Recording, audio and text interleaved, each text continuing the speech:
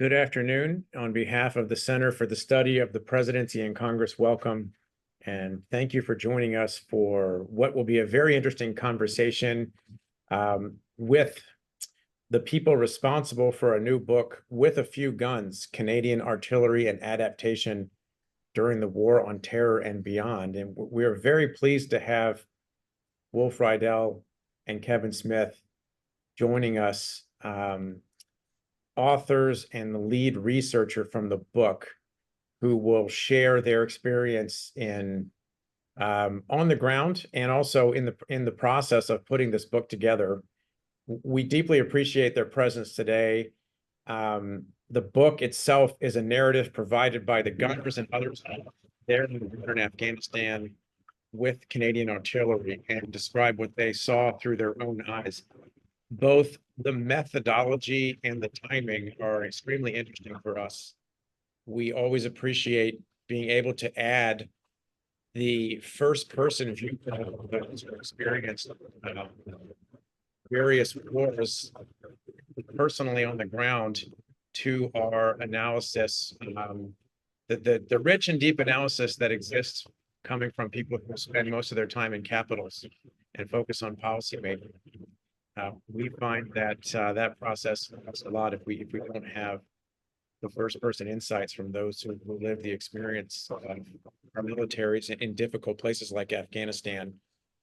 Timing-wise, it's also it's a really important moment to consider, I think, some of the lessons that we can take from this work.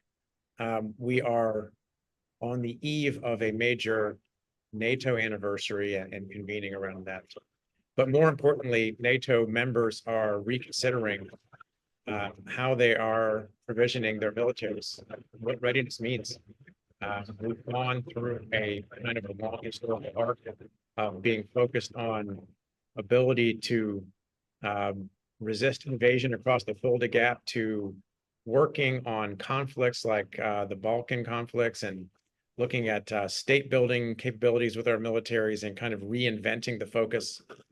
Then through the war on terror and trying to learn how to deploy forces in places like Afghanistan and meet the mission goals in those difficult locations.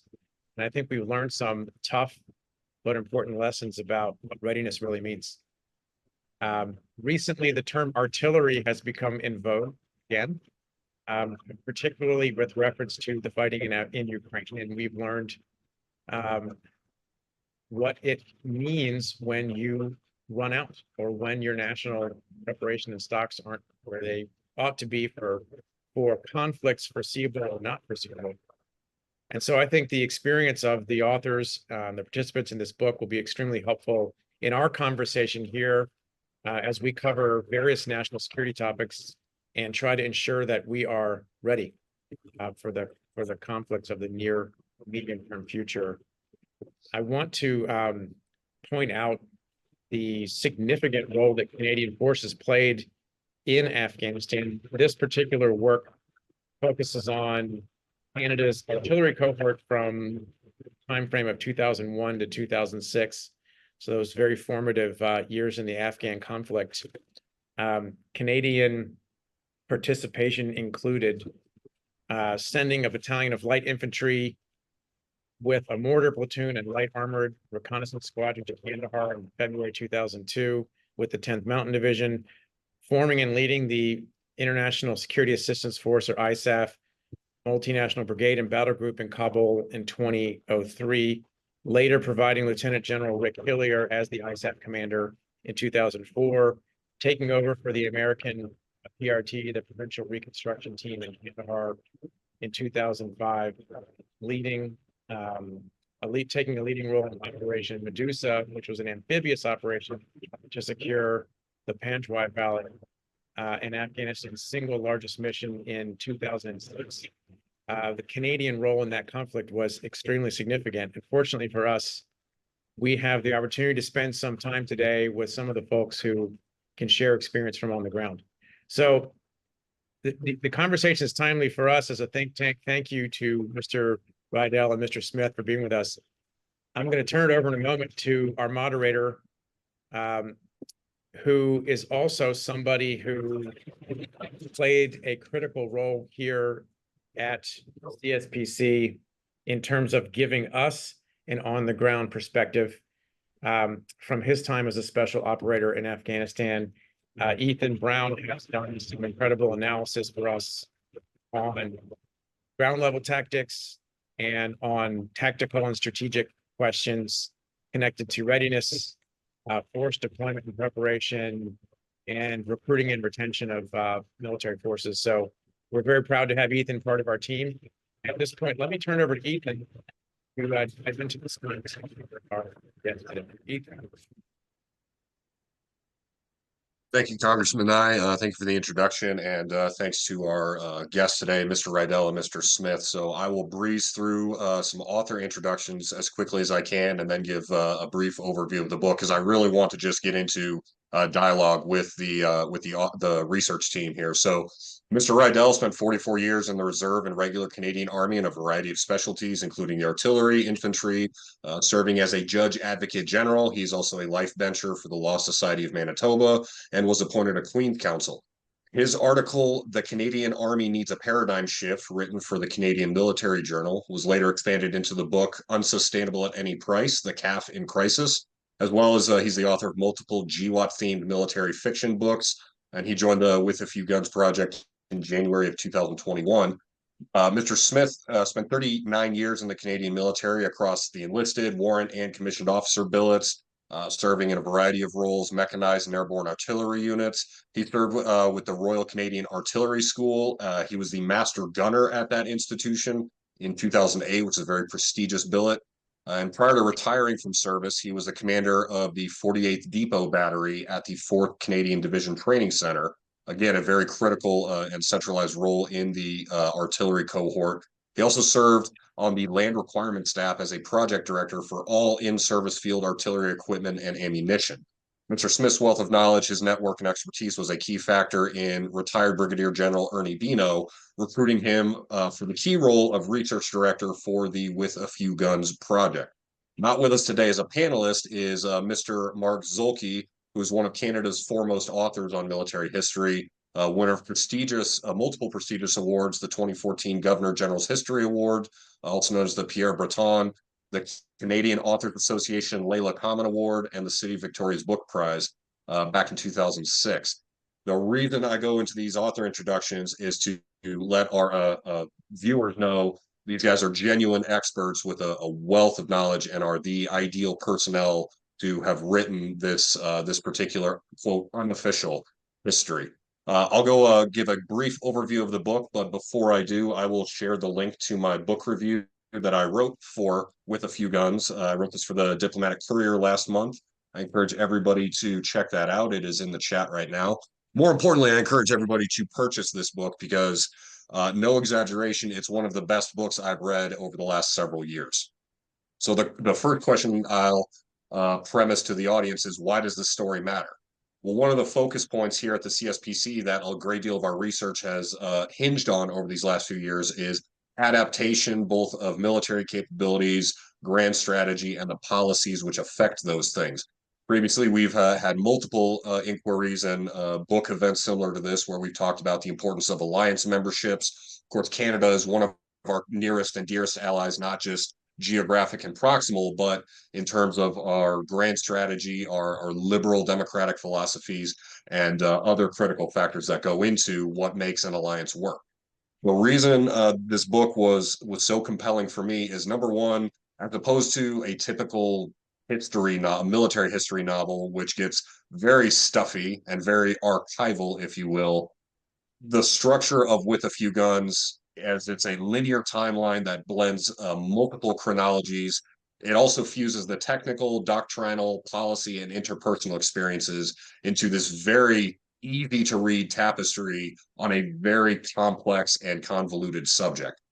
Most compelling to me was that, as I mentioned previously, this is a, quote, unofficial history. And of course, I'll ask Wolf and Kevin to sort of expound on the nature of this project and how it came to be in a moment when I turn over to them for their opening remarks. But as I say in my book review, the unofficial histories allow us to capture things that the official histories don't necessarily achieve. That is to say, with an official history, whoever's writing it has to make it look like strategic leaders knew what they were doing all along. In an unofficial history, we can critically look back and see where our missteps were, and that's where we take those lessons learned and apply them to future policy and strategy. So the final question in terms of how I would engage the audience here is who needs to read this book? Well, it goes without saying that any military historian or history enthusiast would want to read this. But for those of us who write military history, our aim is to, number one, appeal to the niche demographic. In this case, it's anybody that has had anything to do with artillery in their professional careers. So that sort of narrows down the target demographic to military personnel. But I would also encourage anyone in the policy community who shapes that grand strategy and policy. Those are the individuals who need to read this book because, again, we talk about adaptation. And if there's one thing to take away from the With a Few Guns project, we're talking about volume 1 today. Volume 2 is forthcoming. And again, I'll let the authors explain that a little bit more. But those who set our defense budgets and who strategize for committing personnel against the threats to the rules-based order, the project With a Few Guns summarizes some of the things we need to understand before we commit our forces to those future fights. One last note here. We have Mr. Riedel, who is the primary author for Volume 1, and Mr. Zolke, who was unable to join us as a panelist today, is the primary author for Volume 2. So keep that in mind in your future calendars. We'll be bringing these gentlemen back when Volume 2 publishes next year to follow up for this event. So having said all that, that'll summarize the author introductions. I'll hand it over to Mr. Riedel now for a brief opening, just to talk about his thoughts on the book, and then maybe the how the project came to be, and then we'll hand it over to Mr. Smith, and then we'll jump into questions. So, Mr. Riedel, over to you for opening remarks. Thanks very much, Ethan. One of the things you're going to learn very quickly about Kevin and I is that the word "a brief" simply just doesn't work with us. We're very hard to shut up once we start. Let me start off by saying that I want to point out that the title "With a Few Guns" was chosen for many purposes. One of which is that Canada is a small army and it only has a few guns. I think probably to get your audience oriented is I'm going to cover a little bit about the Canadian Army, the Canadian Artillery, and what was happening and going into Afghanistan. I know there'll be a couple of questions later on that'll touch on some of those subjects, but I think we need to kind of touch the scale of this thing. Artillery, especially Canadian artillery, like an army in general, exists in cycles. There are extreme highs during wartime where you're an important resource and money is thrown at you, and you have no problems in getting much more. But there are also dismal lows, which usually happen during peacetime when resources become scarce. And artillery, like some other branches, are looked at as only enablers, and their very existence can be questioned at times. When we start off with Afghanistan, when 9/11 happens, the Canadian artillery had hit bottom. We were at a very low point and were really at the point of bottoming out. Canada's army in the 1990s, which is something which in Canadian army lore goes down as the decade of darkness, was still a mechanized army. The Soviet Union had broken up. We had forces in Germany, a brigade in Germany. They were being pulled back in, and in effect, the government took what was a peace dividend at the time and pocketed and severely reduced funding to the Canadian Armed Forces in general. For the Army, that meant a constant need to make hard decisions on what resources it could keep. And for the Canadian Army, it's basically an infantry-centric army. Everything else is looked at as an enabler, and that's where the fat starts to be cut, is on those enablers while the core is maintained. At the turn of the century, the commander of the Canadian Army at the time, who happened to be an artillery officer, decided to do a transformation program, which was called Advancing with Purpose. It was to take the Army into the future, with the target date at that point being 2021. In order to do that, he was basically taking the Cold War mechanized army that we had and tried to turn it into a middleweight, more modern wheeled force, which was designed not so much for general warfare, but to work in failed state scenarios like Yugoslavia, which Canada had been very instrumental in providing troops to during the 1990s. The concept moved from what was merely a peacekeeping sideline in the Canadian Army. Again, it was basically there to fight the Cold War, and peacekeeping was just a sideline. But it was basically to turn it into something which would deal with more robust stabilization or peace enforcement rules. So along the way, we started cutting back on our heavy capabilities.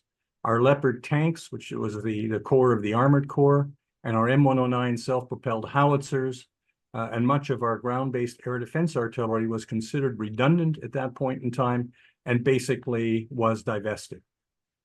It went so far as removing mortar platoons and anti-tank platoons from infantry battalions, giving the mortar role to the artillery, and giving the anti-tank missile role to the what was left of the Armored Corps at that point in time. The regular force artillery in Canada was down now to 3 field regiments and 1 air defense regiment. And for your listeners' understanding, your viewers' understanding, a Canadian artillery regiment or a Canadian armored regiment is roughly the equivalent of an artillery battalion or an armored battalion in the U.S. Army. By 2002, we had in the artillery each of the regiments had 2 mechanized batteries of M109s and a light battery of French 105 millimeter howitzers and some 81 millimeter mortars. And as those M109s were withdrawn, we basically dropped down to each of the 3 artillery, the field regiments, having 2 6-gun 105 millimeter 105 millimeter gun batteries and 1 81 millimeter mortar battery. We have a reserve force as well, but the 17 regiments there could probably raise about a dozen 6-gun 105 millimeter howitzer batteries. So that's the scope of how small the artillery was at that point in time. Now, we in the Army were basically considering ourselves a hollow army at that point in time. The capabilities that ought to be there in a proper balanced force simply weren't there. So it's at this point in time that 9/11 happened, and we had to deal with the fact of how are we going to respond to the United States' call for Article 5 assistance. The NATO Article 5 was calling for its allies' assistance in fighting the war on terrorism. While the Europeans formed ISAF, which took over in Kabul and started stabilizing the capital city of Afghanistan, America accepted Canada's offer to send a light infantry battalion together with 81 millimeter mortars manned by the artillery to join Operation Enduring Freedom down in Kandahar. And that's what we did. Effectively, for the first half of 2002, we had a battalion down there which was taking part in various operations, including one which, Operation Harpoon, which took place immediately after Operation Anaconda. Subsequently, in 2003 and 2004, as Congressman Nye mentioned, we went to Kabul to lead the components of NATO's ISAF force there. And those experiences basically taught us that we didn't quite have a right balanced force. Canada has not had in the artillery any counter mortar facilities or UAV facilities for decades. And we were bringing those back in. To do that, we rented Archer counter mortar radars from Scandinavian countries. And we bought some French spareware UAVs to do the UAV surveillance to augment our 105 millimeter batteries, and carried on in Kabul for a period of a year. We then switched the role to Kandahar. And at that point in time, Kandahar was actually a relatively peaceful and stable area. It was basically being managed by one artillery battalion, American artillery battalion, and some special forces. And that artillery battalion was basically acting in an infantry role. So it wasn't a big issue. We first took over the provincial reconstruction team and then took over the battle group, the infantry battle group, to provide stability for the provincial reconstruction team. In order to do that, we needed to up our equipment. We realized the 105 was not the weapon for Kandahar, and we purchased a half dozen American M777s. Those were just coming off the production line, and I mean just coming off. It was a 100-gun pre-production run that was really, or low-rate production run that was there. The guns were destined for the U.S. Marines, and because of some personal relationships between some of our senior officers and those of the U.S. Marine Corps, the Marines graciously allowed us to buy 6 of their guns away from them. And that's what we had to start with. We immediately after that bought another 6, so that we had 12 guns in hand. Canada, in fact, ended up being the first country to ever use the M777 in combat. Now, the problem in Kandahar was that the Taliban wasn't recognized as being a big threat at that point in time. There was I think one can only describe it as a massive intelligence failure on the part of ISAF and even the American forces that were there, that they simply didn't recognize that there was a big buildup going on under their noses. We ended up almost right from the start. What had been supposed to be a stabilization mission turned into a combat mission. And particularly, it was one which started using artillery in a way that we'd never imagined. The year 2006 would prove to be a watershed year for the Canadians. We lost 37 soldiers in Afghanistan that year, in exchange for which our troops killed hundreds and hundreds of Taliban. Among the dead that there were in 2006 were 3 Canadian gunners, one of which was Captain Nicola Goddard, who was a female forward artillery officer. She was involved in calling in fire when her light armored vehicle was hit by a flurry of rocket-propelled grenades, which killed her instantly. In total, Canada, until it left in 2011, in total, Canada lost 157 soldiers. Another 1,400 were wounded. And in that respect, Canada had the highest per capita casualty rate amongst the Allied troops that were there. Of course, the Americans had more, but on a per capita basis on the troops which are committed, we definitely had the highest losses. And that was in essence in witness to the fact that our troops fought in the most dangerous part of Afghanistan at that point in time. Now, it was at the height of this conflict in 2006 that Brigadier General Ernie Bino, who was the Colonel Commandant of the artillery, and that's an honorary position that is, and he's a retired Brigadier General, got together with the President of the Royal Canadian Artillery Association, Lieutenant Colonel Jim Bryce, and an author, retired Colonel Brian Reed, to discuss how we were going to document the experiences of our gunners there. Now, as you've mentioned, Kevin, we're calling this the unofficial history of the artillery, and there's a good reason for that. There is an official history of the Canadian artillery. It's been written up to 1967. There has been a fair gap in time. We've never written, in essence, the history of the artillery during the Cold War. It's still in a work in progress. So what we were looking at was, don't try to make this an official history, make it an unofficial one. Focus on the troops, focus on their personal experiences. We had some funding. Brian started off the project, doing a number of interviews with people as they were coming back from Afghanistan. Official documents were classified and not available to him at that point in time in any real way anyway. And he started working with the project, but it started to languish as well, as he had other projects which he was doing. It wasn't until 2020, really, that Ernie revived the project, got Kevin involved. I think Kevin dropped my name. I'm not sure if he's to blame for my involvement with this thing. But in any event, as we were brought in and subsequently Mark was brought in to write this thing, we recognized fairly quickly this was not a 1-volume book. It would have to be several volumes.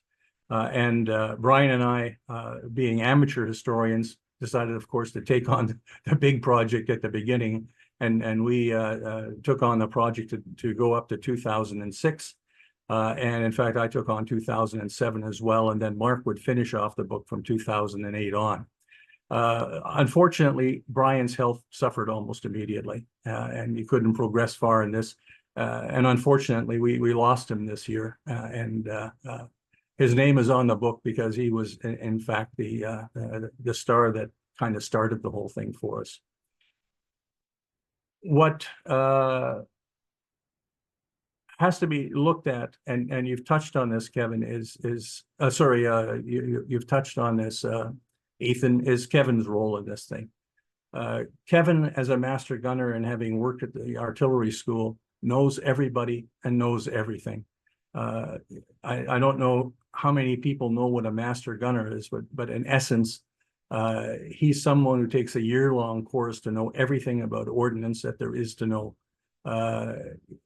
Give Kevin an ingot of steel and a furnace, and he'll build you a gun. So, you know, that's the quality of guy that he is. And he really was the cornerstone in bringing together all of the individuals which we interviewed and gathering in the thousands of documents which we have, which basically these stories and so on are based on. The book, as you mentioned, is built around those individual narratives. We've interviewed hundreds of people, from gunners who were on the gun line to former brigade commanders of the Army, chief of defense staff, and basically got their candid observations of both the high level and the low level things that mattered to the artillery in general. In that respect, while we concentrated on telling the story of their experiences, those stories, we've also basically looked at what was going right in the artillery and what was going wrong, those lessons learned. And I think we can say we're relatively candid in that. So I think, you know, the question one has to ask oneself is why does this narrative matter to the Americans?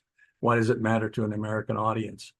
I think we can all agree on the fact that the current geopolitical situation is putting a strain on resources, and even the resources of the United States, massive as they are. When we were called in to work and go into Afghanistan, it was because the Americans were looking at their involvement in Iraq. And we're looking at economy of force operations in Afghanistan. And the Europeans and Canada were called in to provide that economy of force to free Americans to go, to work on Iraq. That's becoming increasingly more relevant. And I think in going in that direction, understanding the need that allies are to the Americans, you know, it's obviously very clear. I mean, both America and Canada live behind very large moats.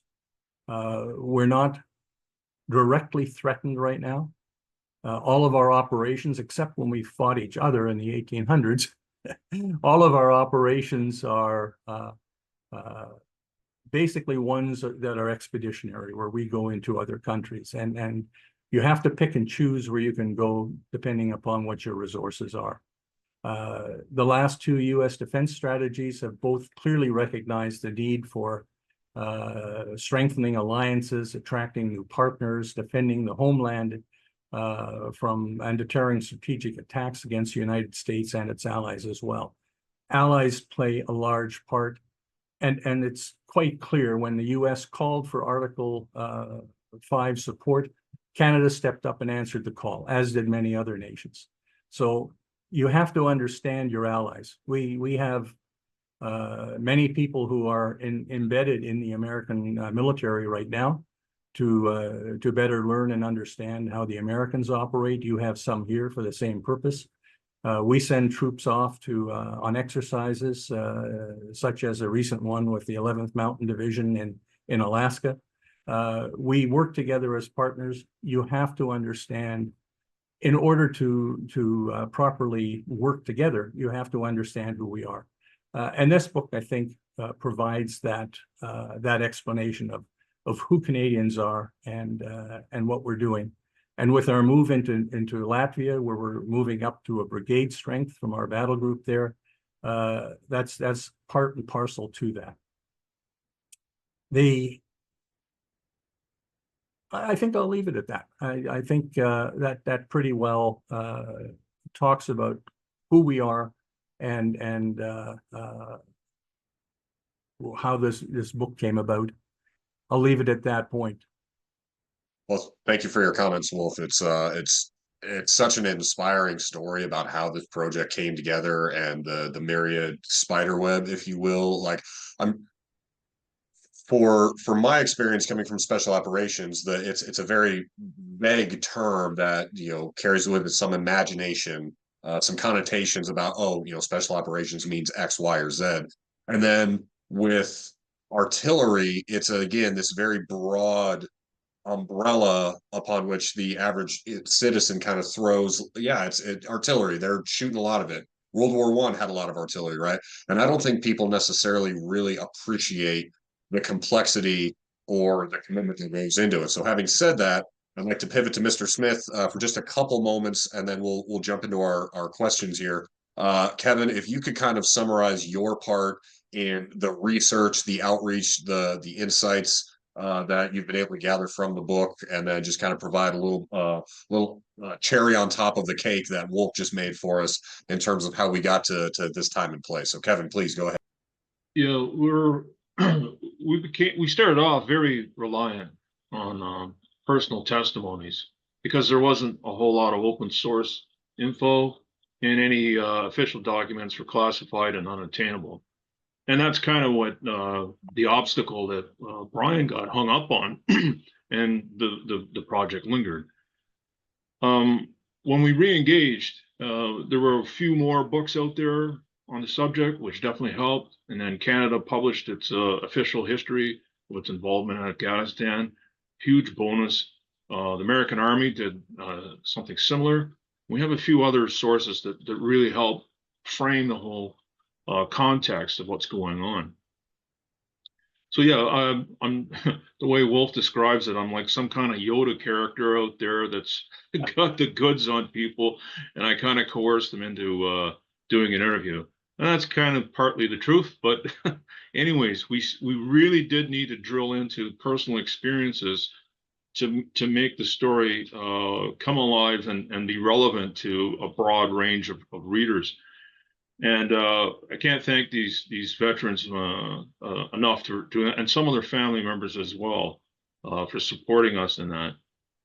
My part in it, for particularly when I was doing project management in Ottawa, I think is going to be very helpful to Mark as he tackles Volume 2. And I think that's probably the most relevant thing for your viewers right now is the outcome of this whole experience. And Volume 2 is going to try and cover two main things. One, of course, is operations. What happened as the Americans surge in 2009, but also the transformation that was happening as that mission draws down, and the impact, say, for example, of the fiscal crisis 2008. What did that mean? Well, what it meant, if you look at what's at the start of Volume 1, we have a tendency in the Canadian procurement world, what have you, to focus on where we are at that moment. So in 2000 to 2005, we're doing these stabilization missions and capital investment focused on sustaining that. At the end of Afghanistan, we see a similar pattern emerge where we're going to optimize the Canadian Army to deal with those kind of missions. There are think tanks, academics that are advising the leadership saying, you got to look a little bit beyond that. We didn't. Although the government policy has an expectation we cover a broad spectrum of conflict, the reality is the Army was optimized to face the middle road of it, not to conventional war. So that left us hamstrung as obviously events have changed, particularly in the Ukraine. And we committed forces to bolster the show of force in Latvia. It is quite a gap to cross. Efforts are ongoing, so that's to give some context as to why, at least my point of view, why I think it's relevant to your viewers. Well, I appreciate that answer, Kevin. And there's a certain emphasis you made, which I'll double down on here, is the importance of it, the project covering personal stories. When we read history, sort of as I alluded to in my opening comments, the history textbooks are fine. You need them to collate data to get metrics on historical events, but it doesn't really make that connection with the reader if it's not a personal experience. And what I emphasized in my book review, and one of the things I took away from this project as I was reading through volume 1 was just, it's like you're sitting there next to the guys on the men and women on the line, throwing mortar tubes, throwing mortar rounds down range at enemy combatants. The lack of support, the lack of infrastructure. It's just, if I have not emphasized how well the book is written to our viewers, I want to foot stomp that point again, is that the book is so well written and that it covers those personal experiences. So to Wolf and Mark, thank you both for contextualizing the project and explaining the linear timeline for how we got here. So having said that, we do have a list of questions initially we want to get into for our viewers. If there are any questions that we have not covered in our discussion thus far, please include those in the chat, and we will get to those if given proper time. So first question, I'll direct it towards Wolf and Kevin. You guys can answer in your own idioms in order, but I would ask, as we've contextualized already, Ukraine has sort of re-emphasized the importance of direct fires, which is the insider baseball term for artillery. But in 2024, what would the elevator pitch be for why artillery matters in a future confrontation? With Ukraine, we're sort of learning, we can still throw 75-pound rounds at enemy forces, and it's our ability to do so still matters. But future domains sort of get lobbed into this cauldron of cyber and space and information competition. Why does artillery matter for that future fight? So, Wolf, I'll direct it to you, and then Kevin, I'll ask for your thoughts on that. Actually, Kevin, why don't you start that one? Yeah, here a catch. Why is artillery relevant? I guess what your question is, and then of course, Ukraine put a focus on it. As I was describing earlier, the role in which it was being used in Afghanistan is very different, of course, in conventional war. Conventional war, the tempo of ops is, of course, much higher. You got to be careful in extracting too much for what's happening in Ukraine as to how it might apply if things escalated on the frontier, say, with the Balkan countries, Baltic countries, rather. So yes, the pan-domain threat, information wars, cyber wars, there's a lot of things to worry about, but where does artillery fit in? We can see that it had an enormous effect in the opening stages, even when it was more mobile. It's somewhat more come to a stasis kind of stage. We're not sure where there might be a breakout, but artillery is still playing a significant role in it. And also, something which has to be considered is what possible effects would be of electronic warfare that would degrade things like GPS, network command and control systems. You might have to have a plan B of regressing back to voice networks and so on. When you face these kind of challenges, you need depth in your plan, and typically it's artillery that buys you that time to do that. Whether it's on a stationary frontier, as we're seeing typically through the winter months in Ukraine, or because the enemy's come up with a new capability to degrade your command and control systems, what have you. Usually your firewall, your stop back is artillery and your JTACs delivering air power. So that's why I would say it's still obviously relevant, but it has to be viewed in the context of the complexity of conventional war as it is right now. It still has a massive role, and certainly Volume 2 will help to hopefully describe to the reader what capability deficiencies resulted as an outcome of that era, and why it created such a huge gap that the Canadian Army now has to cross to meet those challenges, including bolstering its artillery capabilities, especially air defense.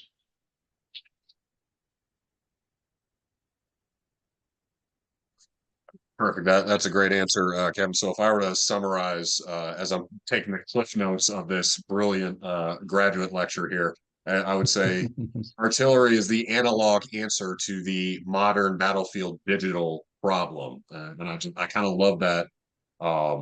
You know, again, what we've talked about here at the CSPC and a variety of research projects and book events and webinars is adaptation in the modern battle space. And sometimes there's a phrase that's used in the book, and I'll use this parlance here. Thank God the guns were there, right? They're a capability that you can't jam an artillery tube.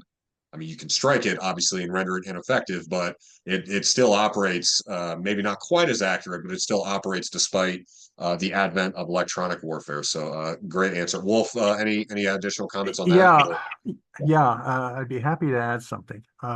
One of the things that you have to recognize is that as we got to the end of Afghanistan, we had a battle group involved and a battery of artillery, and that had proved adequate. In fact, it had proved very good. People who were captains and majors then and who are generals now learned their lessons in Afghanistan, and that's all they know about combat, is that battle group level of training. When we got away from Afghanistan, in fact, even before that, we decided we were going to buy more guns, and we bought more M777s, not self-propelled guns or anything, because Ukraine wasn't an issue yet. Afghanistan had been the issue. The M777 had proved itself brilliant, and we got more of them. The reality is the number of M777s which Canada owns is enough to deploy one full battalion, an 18-gun battalion, and have enough guns at home to do the training for reinforcements and other rotos and replace some casualties and losses. So we can field one full battalion of M777s. You can see with that the love for the guns that people who make decisions now have has waned once again. We've dropped into another cycle. Artillery is important. There's nothing subtle about artillery. The extent to which artillery in all its forms, whether it's guns, rockets, air defense, and so on, is invested in and maintained by a country is somewhat of a barometer to the extent that the defense of the country has credibility.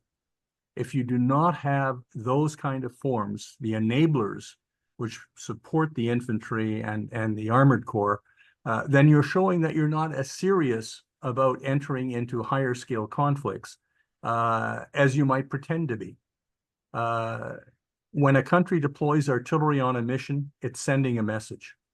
It's sending a message that the country expects that it will retaliate if force is used against it. If you don't send it, you're not sending a message of great value as to your capability whatsoever. That's my comment to that. I think we should point out too that we were very fortunate of the generosity of the U.S. Armed Forces through Afghanistan. They were able to help, for example, the JTACs rather, getting Rover in 2006 very quickly. Besides the guns themselves, you name it, numerous occasions. It was like, what do you need? In the context of today, though, the demands are so great on the United States forces that we can't expect that kind of generosity again. We got to ante up ourselves. And this is another thing that the Canadian government's coming to terms with. It is a very different context. We're going to be careful of how much lessons learned we can take from the Afghanistan era that, okay, we got big United States beside us. If we're missing something, they got us covered. Yeah, well, they've got interest too. And again, economy of force, they're relying on us to put up. That's I love the JTAC call out for our viewers who don't know, and I don't want to take the platform away from Wolf and Kevin, but I was a former Air Force JTAC who has nothing but love for my artillery brothers, and I think a takeaway there is that, you know, with GWAT, some of my research has promoted the thesis that we, in the US military, we didn't really become a joint force until GWAT. And that was the most valuable thing we took from it, was the ability for Army, Air Force, Marine, Navy to really fuse operations. But I would absolutely put artillery, the entire artillery enterprise, in that same boat of nobody appreciates jointness like those who operate the mortars and the artillery tubes. It supports everyone. So that's a great input from both of you. I appreciate that, the call out there. So moving forward and sort of staying on theme for talking about contemporary battlefields, drone warfare has become the topic du jour of many of these contemporary battle spaces. So, for example, Nagorno-Karabakh in 2020. Of course, Ukraine and Russia are employing drones and autonomous weapons prolifically, especially over the last 2 years. Just earlier this year, there was the exchange of missiles and targeted drones between Iran and Israel. And in many instances, a lot of nations see their Air Force cohort as the primary or the preponderant agency for using these remotely piloted assets. Now, in the case of, and as is covered very well in volume 1 of this project, the relationship between artillery and the Canadian remote piloted vehicles, I hate using the term drones because it's a pet peeve of mine, but the program between Canadian artillery and their UAVs has its roots in the CL-89 program, but the Spurwar program was a significant leap, and it was the first deployment of an operational remote piloted aircraft by Canadian forces. So I would ask you guys to sort of expound on why was it the artillery enterprise was natural at utilizing this sort of capability, and why didn't it catch on anywhere else within the military Canadian military enterprise? Kevin, why don't you start this one too? Sure. The origin is probably the best place to start, and its purpose for the artillery was for counter battery, and counter battery is a brigade and div fight. So that's where it was oriented, and that also explains why over time there wasn't a lot of investment in it. If the main thing you're sending out the door is battle groups, you're not too concerned about where you stand in enablers at the brigade or even div level. But there were experiments, training, small unit exchanges. So there was a small core of subject matter experts within the Canadian artillery that at least knew how it ought to be. So that by 2003, when suddenly, yeah, we want this capability in theater, we leaned on those guys heavily to implement it. As far as for artillery being the optimum choice, besides the background of it being used for counter battery, it's also the clearinghouse for any kind of fire support, right? Whether it's surface to surface or deconflicting air support through the ASCC. So it's not a huge leap to include that into the task that whoever's operating that UAV within the artillery is very familiar with how the process works to get fires or effects, whatever, on a particular area of interest target.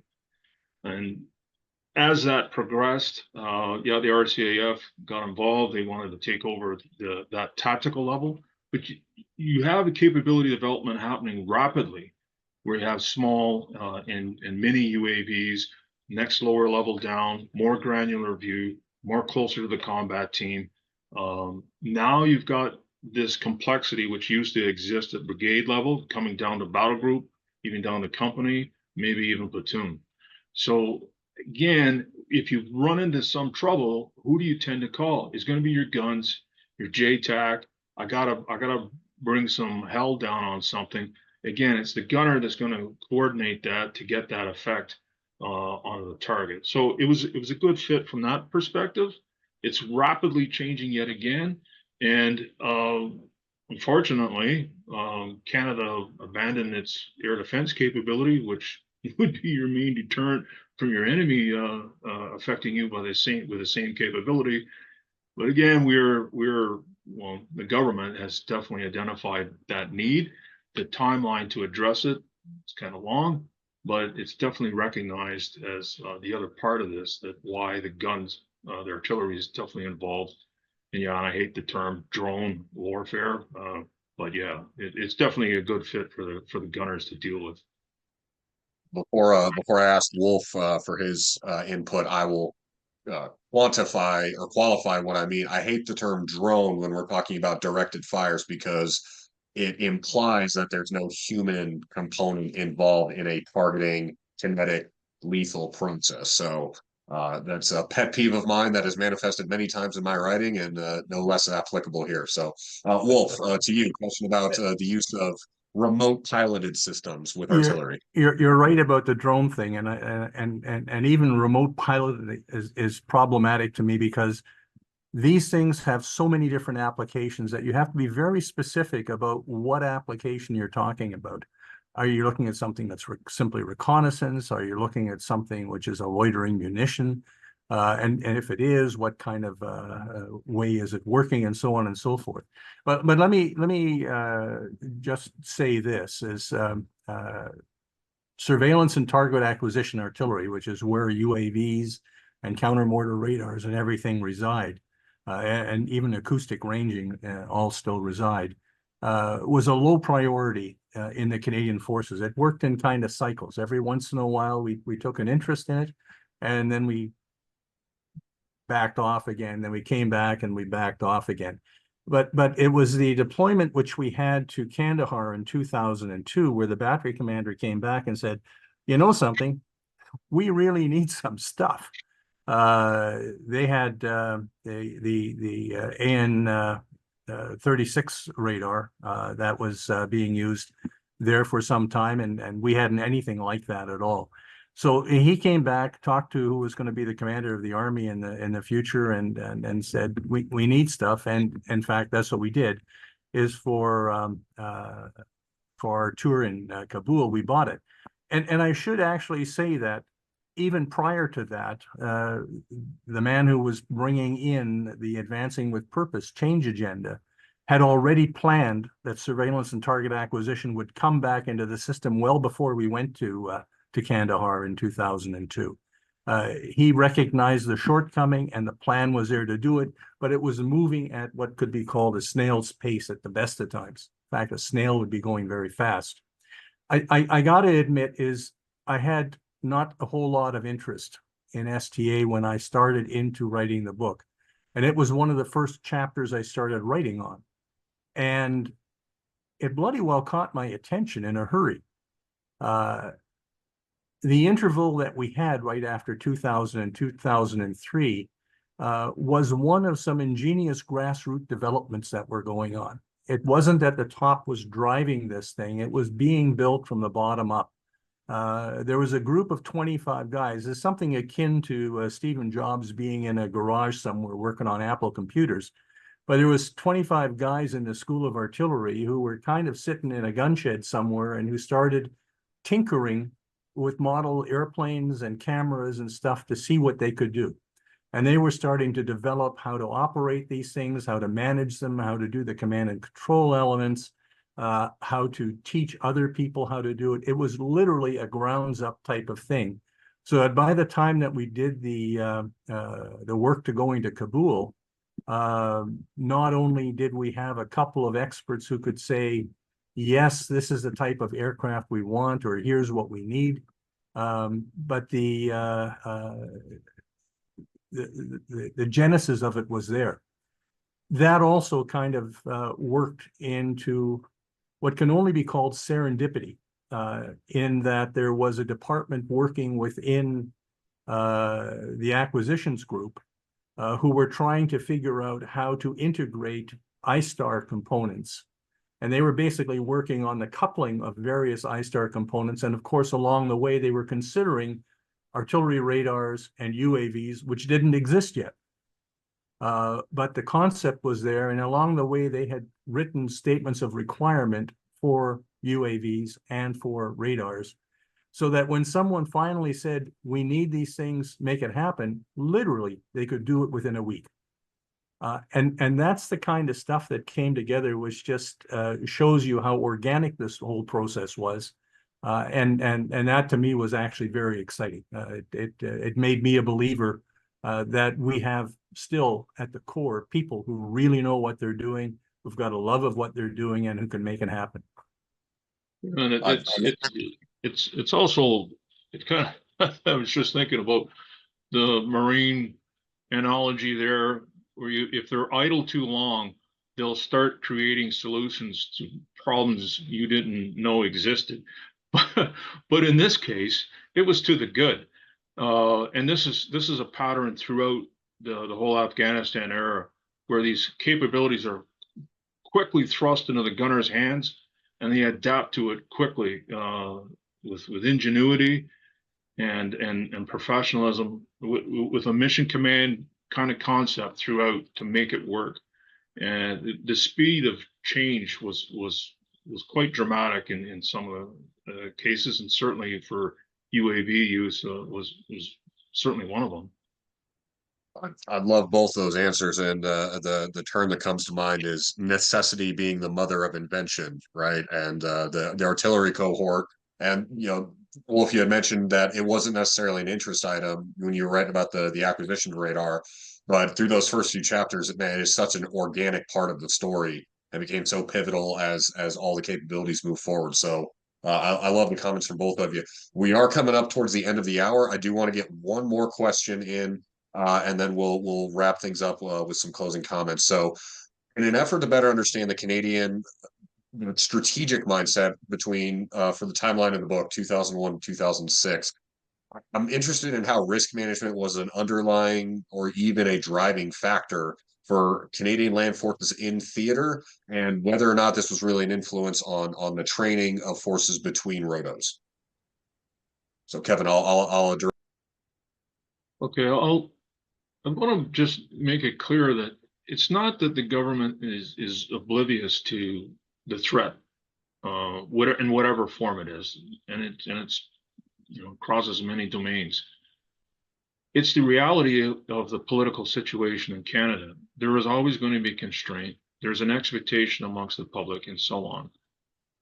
Risk management, certainly in my experience as a project director, was the fact that you have some very smart people who recognize that, but are limited in the funding they can give you, knowing full well that the risk of something more extreme might happen, but the probability of it happening in their assessment is low. So that's the risk they're taking.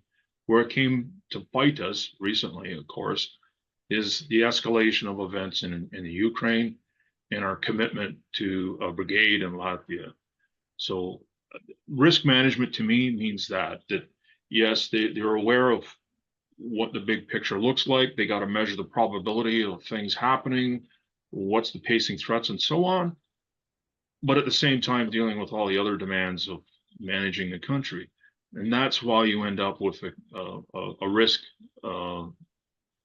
analysis of what can we actually afford and adjust if needed. Well, we're adjusting now because it is needed. Wolf, any additional comments to that? Yeah, and quickly as well, when you're talking about risk, particularly in Afghanistan, the biggest issue, of course, is 2006. And the biggest thing to remember there is nobody knew that Dudula was planning an offensive for Helmand and Kandahar. And when it came, it caught people by surprise.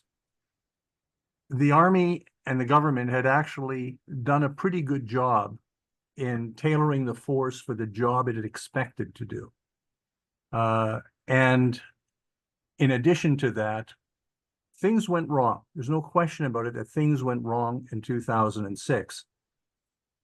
But people worked on finding solutions, making things happen on the spot, making things happen back in Ottawa. And you'll find that in successive rotos, there's always a plan to move it ahead, to get the training better, to be more in line with where you're going. You also have to remember that the concept that ISAF had for coin operations fluctuated from time to time. So there's a lot of adjustments which had to be done. I think risk management was actually well done. It was always a little bit behind, but it was always correcting the problems to move the goalposts a bit further forward. At the end, again, after Kandahar finished, things change. But it wasn't that bad. And as Kevin said, you can't fault these people for the decisions they made at the time with the information they had and the resources that they were given. You can always criticize them, where Canadians are great at being cynical and criticizing things, but you have to give folks their due. Well, I appreciate that. And of course, we're skimming over a ton of information by answering that question. 2006 is referring to an incident that occurred during Operation Bravo Corridor. For the viewers, if you want to know more about that, and I'll say this in closing, you got to go buy the book. It's on Amazon. I just put a link in the chat to the link for the Royal Canadian Artillery Association with the book listing on there. Volume 1 with a few guns, one of my reads of the year. I can't wait for Volume 2 to come out. Thank you to Wolf Riedel and Kevin Smith for joining us today. And I encourage everyone to go order the book and be on the lookout for Volume 2. And so for closing, I'll hand it over to Congressman Nye. Thank you very much, Ethan, for moderating a tremendously valuable and interesting conversation.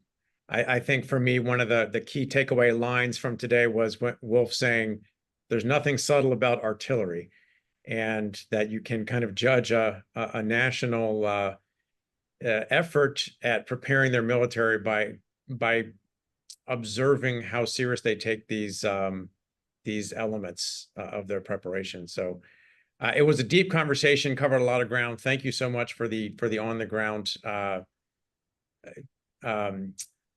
learnings that you shared with us today. We deeply appreciate that. And thank you both, Mr. Riedel, Mr. Smith, not only for being with us, but for all the time and intellectual work you put into writing this book. I do hope anyone who watches our video will go get a copy of it and read it carefully. Thanks to our participants for tuning in, and we'll look forward to seeing you all again for another discussion soon.